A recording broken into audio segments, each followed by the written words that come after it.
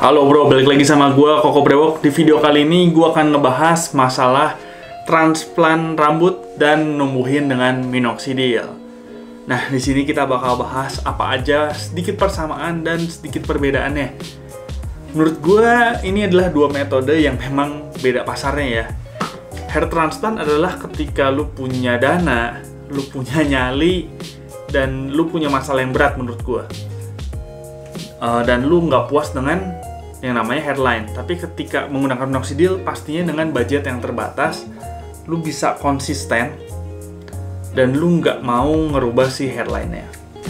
Nah, tapi yang samanya kenapa? Karena gue juga sempet riset, gue sempet ya banyak lah. Jadi sama, ketika misalnya lu ngalamin yang namanya penipisan, lu ngalamin yang namanya kebotakan, lu belum tentu bisa dibarengin dengan yang namanya numbuhin brewok. Jadi sama dengan penggunaan minox. Bedanya adalah ketika lu pakai minox, biasanya kalau lu beli dari store gue selalu anjurin pakai DHT blocker. Kenapa? Karena kerontokan supaya berhenti, kerontokan supaya berkurang, supaya lu nggak makin tipis, nggak makin botak. Nah, ketika lu pakai DHT blocker, itu otomatis rambut lu jadi lebih cepat tumbuh, tapi dari brewoknya sendiri itu bakal lambat banget. Karena kan sebenarnya untuk brewok sendiri dia butuh yang namanya banyak hormon DHT, tapi ketika lu nemuin rambut itu diblok supaya fokus ke pertumbuhan rambut aja gitu. Jadi brewok nggak usah dulu. Makanya selalu kita utamain bahwa istilahnya kalau lu mau tumbuhin dua-duanya, bang saya mau numbuhin brewok sama benerin rambut, gue selalu bilang kayak lu mending benerin rambut dulu. Kenapa rambut dulu? Karena rambut tuh kayak udah semua orang punya, lu dikasih dan lu sekarang nggak punya lagi. Itu lu mending benerin dulu aja. Karena kan kalau lu mau nemuin brewok sebelumnya lu gak punya brewok itu nggak ada masalah. Jadi selalu utamain rambut dulu.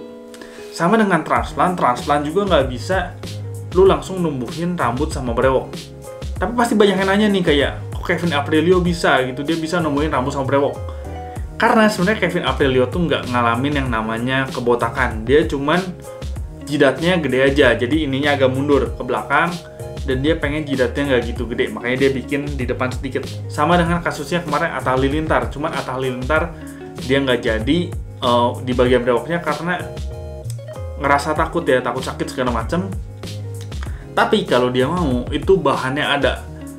Dari belakangnya tuh menurut gue Atta Halilintar bisa, karena dia juga kasusnya persis sama Kevin, nggak ngalamin kebotakan, jadi dia bisa nambah sedikit di area misalnya di jidat sekitar mungkin 2 cm dan full untuk brewok.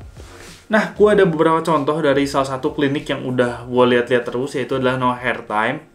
Nah, di situ gue bakal ngasih lihat beberapa foto testimoni yang menurut gue ini bisa nggak kalau pakai brewok dan numbuhin rambut sekaligus. Oke, masuk ke foto pertama. Anggaplah dia nggak punya brewok ya. Anggaplah dia nggak punya brewok. Itu menurut gue dengan keparahan kayak gitu nggak bisa sih, karena udah kelihatan tipis banget. Itu bukan M lagi, di depannya cuma tinggal sisa sedikit banget. Jadi tuh menurut gue yakin nggak bisa ya. Kalaupun dia nggak punya brewok dan mau nemuin brewok, itu nggak bisa barengan. Nah, di foto kedua ini kalian bisa lihat ini orang, gue sih bilangnya sebenarnya hampir nggak ada masalah ya. Menurut gue nggak ada masalah sih. Ini orang emang rambutnya harus shape aja, karena kan nggak semua orang itu lahirnya rambutnya bagus, kotak, lurus gitu. Gue pun lahirnya emang udah heart shape, rambutnya tuh udah M gitu. Itu memang bawaan lahirnya, dari kecil pun udah kayak gitu. Ntar kalau ada fotonya bakal gue tampilin. Jadi kalau misalnya ini orang nggak punya brewok pun ini udah bisa banget, karena di rambutnya itu tebal banget ya, walaupun modalnya tuh modal gundul. Nah, di foto orang ketiga ini gue agak sedikit gak jelas lah. Apakah dia bisa numbuhin rambut atau brewok secara bersamaan. Nah, ini foto yang keempat. Ini kelihatan orang Asia, mungkin orang Indonesia kali ya, gue nggak tahu. Ini jelas dia nggak bisa numbuhin rambut dan brewok secara bersamaan. Ini soalnya udah parah banget. Dan setelah hair transplant juga, menurut gue nggak terlalu tebal sih. Mungkin karena area si donornya itu kurang. Dan dia tetap dahinya tuh jadi besar, cuman nggak separah yang pertama. Tapi better lah menurut gue. Nah, yang kelima ini juga gue agak ragu apakah dia bisa atau enggak. Atau mungkin dia bisa dengan model tertentu. Misalnya karena udah banyak dipakai di rambut, mungkin dia bisa pakai model goatee. Setahu gue sih untuk maksimal dari grafnya itu mungkin sekitar 6.000 sampai 7.000 lah. Jadi nggak bisa misalnya kalian sampai 10.000 graf, itu nggak bisa. Nah, gue juga nggak tahu karena di YouTube gue sempat nonton nih, ada orang yang ngalamin kebotakan parah dan dia katanya harus ngelakuin transplant 2 kali karena area donornya itu nggak cukup. Nah, gue juga nggak tahu, nih boleh jadi diskusi aja. Apakah ketika udah transplant, yang gue tahu adalah akar rambut belakang itu diambil dan dipindahin ke depan. Tapi karena pengambilannya itu pakai jarak, jadi dia tuh nggak akan kelihatan botak gitu di bagian belakangnya. Nah, gue nggak tahu nih ketika 2 kali ini, apakah di area belakang itu akan jadi tumbuh lagi atau gimana? Karena logikanya kalau dia diambil dari belakang dan dipindahin ke depan, dan udah jadi carang-carang, harusnya kan katanya bilang area donornya nggak cukup nih untuk sekaligus. Harusnya waktu kedua kali juga kan dia tetap carang-carang gitu, nggak jadi nambah. Nah, gue nggak tahu apakah area donor itu dia akan tumbuh lagi atau nggak tumbuh, tapi karena pengambilannya berjarak, dia jadi nggak kelihatan nipisin atau botak. Nah, logikanya juga ketika misalnya lu bisa ngelakuin 2 kali transplant untuk bikin rambut lu jadi bagus, harusnya lu juga ketika donornya nggak cukup untuk sekaligus, harusnya bisa ngelakuin transplant rambut dan brewok secara sekaligus juga. Ya, logikanya sih ke sana. Mudah-mudahan kalian nangkep. Nah, perbedaan yang paling kelihatan dari hasil transplant dan hasil minoxidil adalah hasil dari hairline-nya.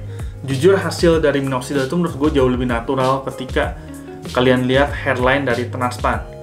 Nah, tapi keuntungan dari transplant adalah yang pertama, itu kemungkinan berhasilnya kayak udah hampir 100% lah. Jadi kalian udah keluar duit misalnya sekitar 50 juta, 60 juta, masa sih ada kemungkinan berhasil tuh ya. Jadi kemungkinan berhasilnya tinggi banget menurut gue, sekitar 98%.